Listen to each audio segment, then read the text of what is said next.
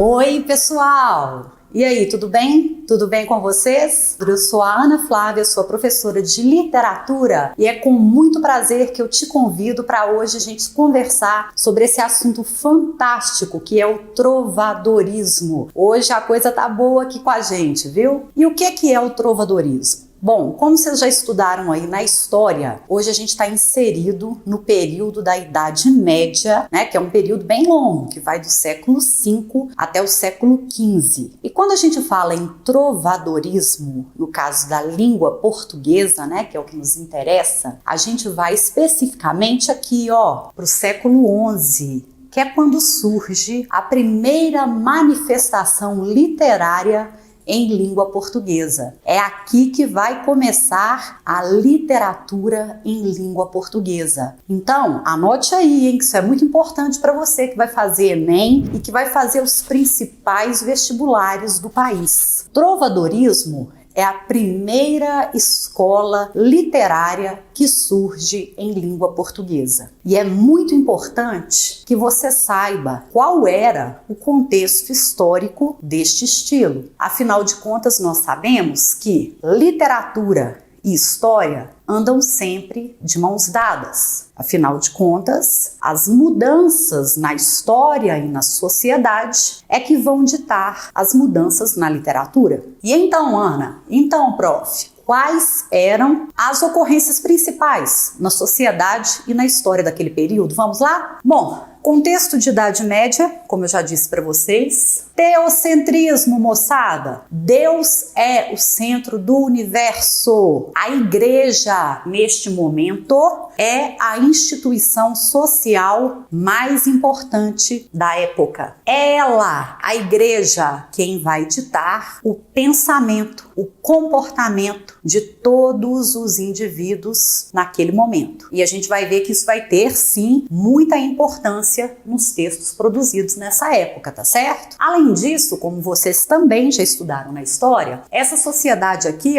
é uma sociedade feudal. Ou seja, a gente tem uma sociedade em que não ocorrem transformações sociais. É aquilo mesmo, povo, nobreza e o clero. Nobreza e clero detentoras do poder. Aquele sujeito que está ali, num feudo, ele vai produzir, cultivar para sua própria subsistência, sem possibilidade de ascender socialmente. E o que é muito importante a gente relembrar aqui desse período histórico? O senhor feudal, nessa época, ele é o senhor absoluto dos seus servos, também chamado de vassalos. Esse senhor, também chamado de sucerano, senhor absoluto ali naquele momento, ele faz uma cessão de terras para os seus súditos. Eles podem então produzir e eles têm que dar parte dessa produção para o senhor feudal em troca, muito conveniente para o senhor feudal, ele fica com aquela produção para ele, em troca ele vai então conferir uma proteção militar contra as invasões que eram frequentes na Idade Média e ali vai se estabelecer então uma relação de subordinação, relação de vassalagem.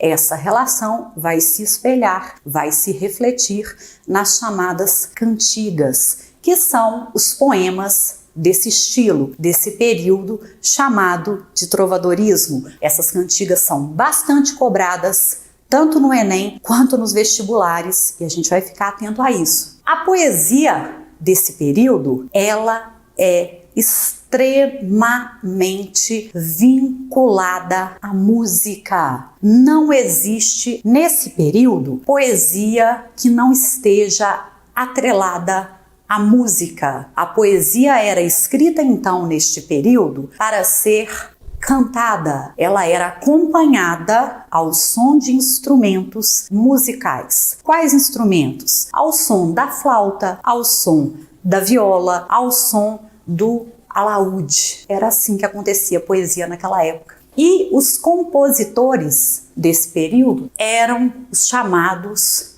trovadores. Trovadores, e havia também os cantores deste período, né? Que eram os jograis, havia também os chamados menestréis. Eles cantavam, mas eles também tocavam, né? Eles tinham um pouco mais de conhecimento que os jograis, tá? Bom, e quando é que começa oficialmente o trovadorismo em Portugal, né? Que é o que vai nos interessar aqui de perto. Bom, como nessa época a população letrada, somente a população da alta nobreza e do clero, a população como um todo, não tinha direito à alfabetização, incluindo as mulheres, nós não temos muitos registros históricos deste momento. Então nós temos uma imprecisão quanto ao marco inicial, né, daquilo que vem a ser, digamos assim, o registro oficial do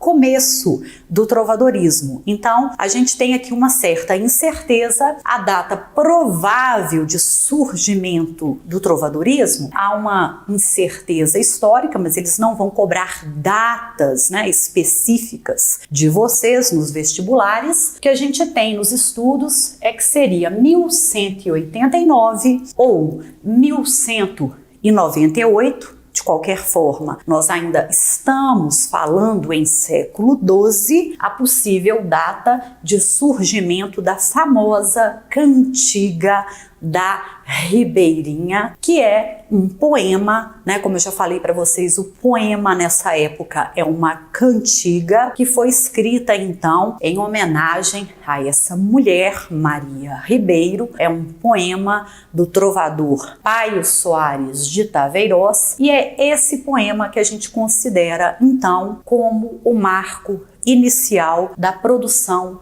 literária portuguesa. É este poema que a gente considera como marco inicial do trovadorismo. Bom, professora, como, né, onde estão esses poemas, essas cantigas que nos trazem, né, a obra que foi escrita no trovadorismo? Apesar de que naquela época não havia por parte dos produtores, dos trovadores, né, uma preocupação formal como nós temos hoje com o registro dessas cantigas, né, eles ainda pensaram em fazer coletâneas. Então o que a gente tem hoje são os chamados cancioneiros. O que são os cancioneiros? Coletâneas, reuniões das chamadas cantigas, dos poemas do trovadorismo. São esses poemas, são essas cantigas cuja análise será cobrada de vocês no Enem e nos principais vestibulares. Como são essas cantigas? A maior parte das dúvidas de vocês está exatamente na distinção, na diferenciação dos tipos de cantigas. Que tipo de cantiga é essa? Como que eu diferencio um poema, uma cantiga de outra? Então, vamos conhecer essas principais cantigas? Olha, a gente vai ter dois grupos principais de cantigas. As chamadas cantigas líricas, que se subdividem em dois tipos. Cantigas líricas de amor. As cantigas de amor, como o próprio nome já diz, são poemas em que nós vamos ter uma declaração de amor por parte de um eu lírico masculino. Então preste muita atenção para você conseguir diferenciar depois a cantiga de amor das cantigas de amigo, que já eu vou colocar aqui para você. Na cantiga de amor, nós vamos ter então uma voz masculina. Quando eu falo em eu lírico masculino, eu me refiro a uma voz masculina, a uma encenação masculina que vai se dirigir a uma mulher. E essa mulher a qual esse homem, essa voz masculina se dirige, ela pertence a uma classe social superior, diferente desse homem. Ou seja, ela é uma mulher inacessível a ele. Como ela é inacessível a ele? porque ela pertence a uma classe social diferente da dele. Muitas vezes ela também é casada. Não, veja bem só o que esse sujeito procura para ele então. Ele gosta de sofrer, né, gente? Porque além de ele procurar uma mulher que é de uma classe social diferente da dele, ele ainda vai ele procura se apaixonar por uma mulher casada. Ele quer sofrer duas vezes. A mulher é inacessível. Muitas vezes ela nem sabe que aquela cantiga é para ela. Ela nem sabe que ele está apaixonada. Então, ele sofre. E uma característica muito forte desse tipo de cantiga é exatamente o sofrimento amoroso. Por quê? Porque esse amor, ele é um amor platônico. É um amor que não será correspondido. Como essa mulher é de uma classe social superior, o sujeito vai usar para se dirigir a ela um pronome de tratamento de respeito.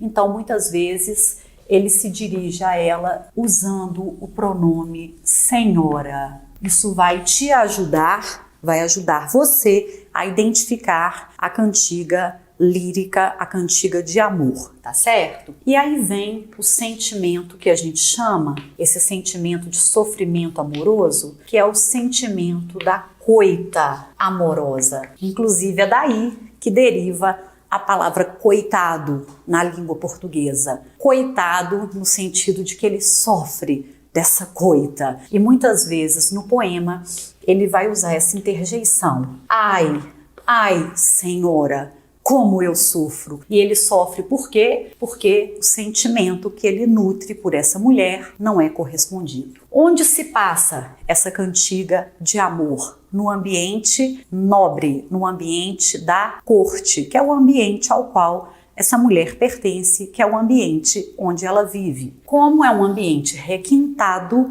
a linguagem dessa cantiga também é uma linguagem elaborada. E por falar em linguagem, convém dizer a vocês que, nesse momento do século XI da Idade Média, Portugal não é o país no qual você pensa hoje. Portugal é um estado que está sendo formado. É um momento em que nós temos a formação do estado português, né? Portugal havia recentemente se separado da Espanha. Por esse motivo, Portugal não tinha ainda uma língua portuguesa formada. Então essas cantigas vão ser escritas numa língua arcaica, num português arcaico, que é o galego português. Inclusive, para que você compreenda algumas cantigas, a sua dificuldade inicial pode ser até essa, pode ser a dificuldade de entender esse galego português que traz alguns termos arcaicos. Talvez no Enem, em alguns vestibulares, eles tragam para você um glossário, para que você entenda melhor a cantiga, possa compreendê-la melhor. Em outros vestibulares, isso não vai acontecer, mas se você se esforçar um pouquinho, você vai ver que o galego português não é tão distante assim, não é tão diferente da língua portuguesa. Basta você se esforçar, né? Existem muitos termos semelhantes. Vamos para a cantiga de amigo? Mais uma cantiga lírica para você, cantiga de amigo, é o segundo tipo de cantiga lírica. Ao contrário da cantiga de amor, em que eu falei para vocês que se projetava, se declarava para uma mulher uma voz masculina, um eu lírico masculino, aqui a gente vai ter uma situação muito interessante. Nós vamos ter um eu lírico feminino. Preste muita atenção, porque é exatamente isso que vai te ajudar a diferenciar a cantiga de amigo da cantiga de amor. Peraí, professora, deixa eu entender melhor isso aqui. Então quer dizer que quem escreve, quem vai escrever a cantiga de amigo é uma mulher, é uma trovadora? Não. Preste atenção, trovadores são homens. A mulher, nesse momento, sequer era alfabetizada. Trovador, o compositor, é um homem. Ele se finge na cantiga, ele se coloca na voz de uma mulher, assim como faz na contemporaneidade o nosso querido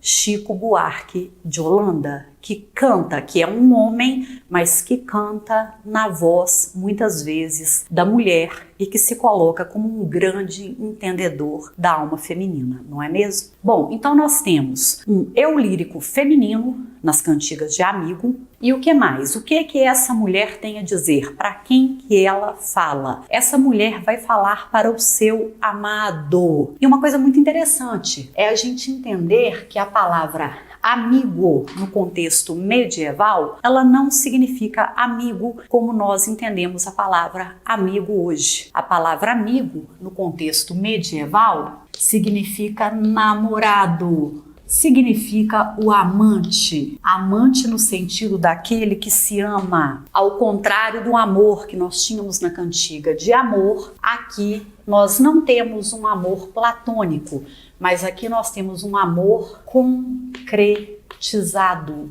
um amor que se perfaz, um amor que se realiza, amor realizado. Ok, então, professor, aqui a gente tem um final feliz? Não, por quê? Porque após a realização desse amor, por uma razão inexplicada, seja por um motivo de uma guerra, de uma viagem, sem uma justificativa aparente, esse sujeito, ele parte. Coitada dessa mulher, gente. Depois de ter vivenciado a concretização desse amor, o sujeito vai embora. E o que resta a ela então? Sofrer, chorar e se lamentar. Então vem aqui a lamentação, a dor. Cá entre nós, quanta sofrência, né, nessas cantigas. A lamentação pela ausência, pela partida do amado. E aí o que acontece? E aí acontece que essas cantigas de amigo, que ao contrário das cantigas de amor, elas têm uma origem mais popular, né? A mulher está aflita, ela está angustiada porque esse homem partiu e ela precisa saber quando ele vai voltar, se ele vai voltar. Ela precisa de desabafar. E com quem que ela vai conversar? Com quem aparecer na reta dela. Isso mesmo.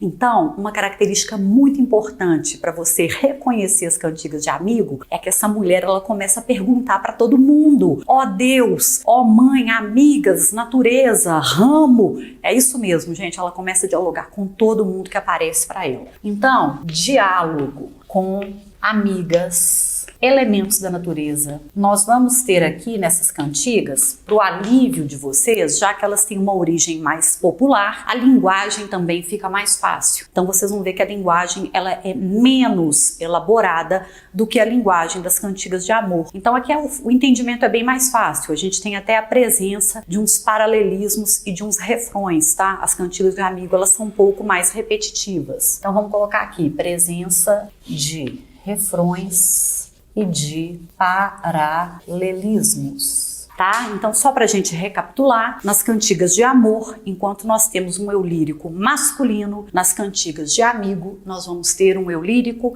feminino. Nas cantigas de amor, o amor é simplesmente idealizado, é um amor platônico, enquanto nas cantigas de amigo, esse amor, ele se realiza, ele se concretiza. O sofrimento amoroso na cantiga de amor, ele se deve pela impossibilidade da realização amorosa, enquanto na cantiga de amigo, o sofrimento se deve pela partida inexplicável desse amado. Vamos continuar? Agora a gente vai para a segunda categoria das cantigas. Agora a coisa fica boa de verdade. A gente vai deixar esse muro das lamentações e agora a gente vai para as cantigas satíricas. Agora a coisa fica boa, né? Porque o que é sátira? É crítica. Quem não gosta de falar mal dos outros, né? E as cantigas satíricas, como eu já disse para vocês, sátira é a crítica, é o deboche. Essas cantigas, elas também têm uma origem popular, elas vão começar lá na Idade Média, lá em Portugal, nas ruas, no movimento das feiras, no movimento das praças. Essas cantigas são muito importantes porque depois, quando a gente estiver estudando lá na frente o movimento do Barroco, lá na figura do Gregório de Matos, vocês vão ver que essas cantigas ainda vão repercutir em toda a sátira, em toda a veia de crítica do Gregório, chamado Boca do Inferno, né? Essas cantigas são muito interessantes, por quê? Porque elas têm a ver com essa necessidade do sujeito de fazer algum tipo de contestação crítica do comportamento moral do indivíduo ou da sociedade. E elas vão se subdividir em dois tipos. A gente tem as cantigas satíricas de escárnio e as cantigas satíricas, as minhas prediletas, as de maldizer. É difícil diferenciá-las? Não. As cantigas de escárnio, né? Lembrar do verbo escarnecer, que significa criticar, ridicularizar, debochar de outrem, de alguém. As cantigas de escárnio têm como marca principal o fato de trazerem uma crítica indireta, sem nomear a pessoa ridicularizada. Então aqui a gente percebe que o trovador, ele é um pouco mais comedido, né? Ele é um pouco mais cauteloso, porque ele não dá nome aos bois, digamos assim, usando um jargão popular. Bom, para ele fazer essa crítica, ele usa também uma linguagem mais comedida, uma linguagem que muitas vezes vai ser construída por meio de ambiguidades. Então, é aquilo, a cantiga se constrói, a crítica é feita. Agora, será que a pessoa vai entender que a crítica está sendo feita para ela? É aquela história, a carapuça te serviu? Então, fique com ela de presente para você. As dicas vão sendo dadas ao longo da cantiga. Esse comportamento ruim, ele te serve? Então, meu amigo, é de você mesmo que estamos falando. Agora, na cantiga de maldizer, você não vai ter dúvida nenhuma de que aquela cantiga está sendo feita para você. Por quê? Porque aqui o trovador, ele não vai ter dó de ninguém. Ele nomeia explicitamente, diretamente o alvo da crítica. Então, nomeia-se o alvo da crítica. Para piorar a situação, nas cantigas de maldizer, as críticas são tão diretas, são tão objetivas que, além de o nome da pessoa aparecer explicitamente, a linguagem é bastante agressiva. São feitas agressões verbais por meio de uma linguagem, muitas vezes, de baixo calão, linguagem chula, ou seja, são empregados até mesmo palavrões. Agora, não pense você que você vai encontrar palavrões do século XXI nas cantigas, né, gente? Os palavrões são do contexto medieval, mas dá pra gente perceber que estão sendo utilizados palavrões? Sim, isso fica bem claro, tá? Então, vamos colocar aqui, emprego de linguagem chula, de baixo calão, os palavrões. Vamos fazer agora, então, exercícios aqui para a gente fixar o que foi dito. Eu vou pedir para vocês pegarem, selecionei aqui para vocês, da primeira lista de exercícios. Lista 1 é a questão 6. Vamos fazer essa primeiro? Então, olha só. Aqui na questão 6, está sendo dito o seguinte. Temos aqui um fragmento, já nos foi afirmado, aqui nesse fragmento, que temos uma cantiga de amor escrita por um trovador chamado Afonso Fernandes, né? Como eu já havia dito para vocês, a cantiga, ela começa inclusive com o pronome de tratamento. Percebe o que eu disse para vocês, né? Senhora minha. É como se essa mulher estivesse num pedestal, num altar. Quando o sujeito diz senhora minha, é como se ele se ajoelhasse e dissesse senhora, sou teu vassalo, né? É como se a relação de vassalagem se estabelecesse entre esses dois. Bonito isso, né? Lindo demais. Então, nós temos aqui uma cantiga de amor, que já iremos ler, e está sendo perguntado aqui no enunciado. Uma característica desse fragmento, também presente em outras cantigas de amor do trovadorismo, não basta que saibamos, que memorizemos as características das cantigas de amor. É necessário que façamos uma leitura, é preciso proceder a uma análise desse texto. Então vamos ler? Bora comigo aqui, ó. Cantiga de amor. Senhora minha, desde que vos vi, lutei para ocultar esta paixão que me tomou inteiro o coração. mas não o posso mais e decidi que saibam todos o meu grande amor, a tristeza que tenho, a imensa dor que sofro desde o dia em que vos vi. Gente, isso é lindo demais. Olha que coisa bonita.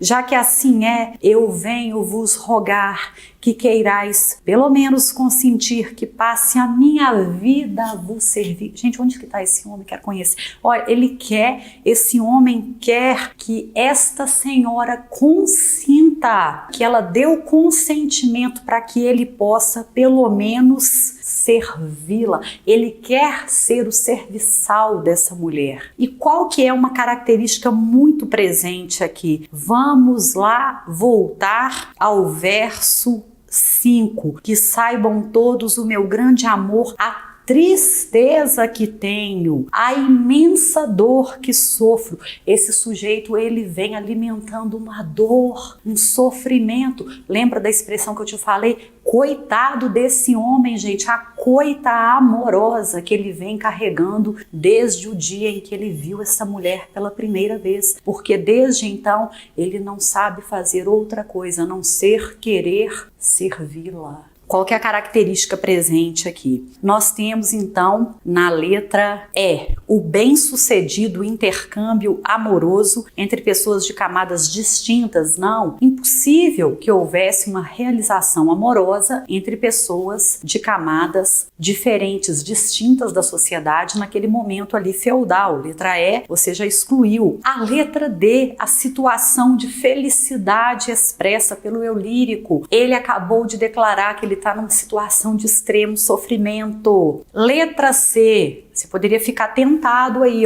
por essa expressão. A coita de amor. Tem coita de amor? Sim, mas essa coita de amor é sentida pela senhora amada? Não. Pegadinha. Lembre-se de que a coita, o sofrimento amoroso, só é sentido pela mulher nas cantigas de amigo. Letra A, muito parecida com a letra E, a certeza de concretização da relação amorosa? Também não. A relação amorosa não se concretiza, não se perfaz nas cantigas de amor. Ela só se realiza, ela só se consuma nas cantigas de amigo. Então você vai acertar esta questão ao ficar com a letra B, a situação de sofrimento, de coita amorosa do eu lírico, certinho? Vamos anotar aqui então, questão 6, letra B. E agora, meu querido, minha querida, eu te convido para a gente fazer uma questão da lista 2 de exercícios, tá? Para a gente ver um outro tipo de cantiga. Vamos lá comigo para a questão 3 da lista 2? Então vamos lá. Olha, questão Mackenzie, é importante. Observe aí que a gente tem um trechinho do texto 1. Olha aí, presença de elementos da natureza. Vamos dar uma olhada nesse trechinho? Assinale a afirmativa correta sobre o texto 1. Observe como eu falei para vocês. Em alguns vestibulares eles colocam um glossário para ajudar vocês, um pequeno vocabulário aí embaixo, né? A palavra verá no galego português, que significa virá, a palavra levado, que significa agitado. Mas ainda que não tivéssemos a ajuda desse glossário, conseguiríamos entender o texto. Quer ver? Vamos lê-lo. Ondas do mar de Vigo, se vistes meu amigo, olha a dica, esse amigo que no contexto medieval nós vimos que é o namorado, o amante de quem? De uma mulher, porque estamos diante aqui de uma cantiga de amigo e ela dialoga, ela pergunta aqui para quem? Ai, Deus, esse ai, gente, é de dor, esse ai é de sofrimento pela ausência do amado. E ai, Deus, se verá cedo, quer dizer, será que ele virá, será que ele vai voltar cedo para os meus braços? Ondas, agora ela já perguntou para Deus, agora ela vai perguntar para as ondas. Eu falei para vocês, ela pergunta para quem aparecer na reta. Ondas do mar levado, ondas do mar agitado, vistes meu amado? Ai, Deus, se verá cedo. Tá vendo como que a cantiga de amigo, ela é mais simples, ela tem uma estrutura que se repete, ela tem um certo paralelismo, né? Então vamos lá. Letra A, hein? Fica atento aí. Nessa cantiga de amigo, ok? O eu lírico masculino, não, errado. Cantiga de amigo, eu lírico feminino. Então vamos para a letra B. Nessa cantiga de amor, não, é uma cantiga de amigo, mas vamos dar mais uma olhada aqui. O eu lírico feminino, tá, dirige-se a Deus para lamentar a morte do ser amado. Não, a esperança é a última que fica, é igual à sogra e ela ainda tem a esperança de que esse homem volte. Ela pergunta para Deus se ele vai voltar em breve. Letra C, nessa cantiga de amigo, e mais uma vez a gente tem a expressão o eu lírico masculino. Não, o eu lírico é feminino, manifesta as ondas do mar, sua angústia pela perda. Não, né? Ele não morreu em um trágico naufrágio. Quanta criatividade desse pessoal, né? Nessa cantiga de amor, letra D, o eu lírico masculino, tudo é errado. A cantiga é de amigo e o eu lírico é feminino. Então a nossa esperança agora é a letra E. Vamos lá? Nessa cantiga de amigo, o eu lírico feminino, correto, dirige-se às ondas do mar, ok, as ondas do mar de Vigo, para expressar sua ansiedade com relação à volta do amado. Perfeito. Então, questão 3, letra E. Então, por hoje é isso. Meu querido, minha querida, procurei esclarecer, elucidar para você as principais características desse movimento fantástico que introduz a literatura portuguesa para a gente em Portugal e trouxe para vocês os principais tipos de cantiga, as cantigas líricas, as cantigas de amor, as cantigas de amigo, as cantigas satíricas, de escárnio e de maldizer. Faça os exercícios, continue estudando, siga a gente, assista às aulas que você vai atingir o seu objetivo. Um meu abraço, um forte beijo para vocês e eu te aguardo para as próximas aulas, hein? Um abração, até mais!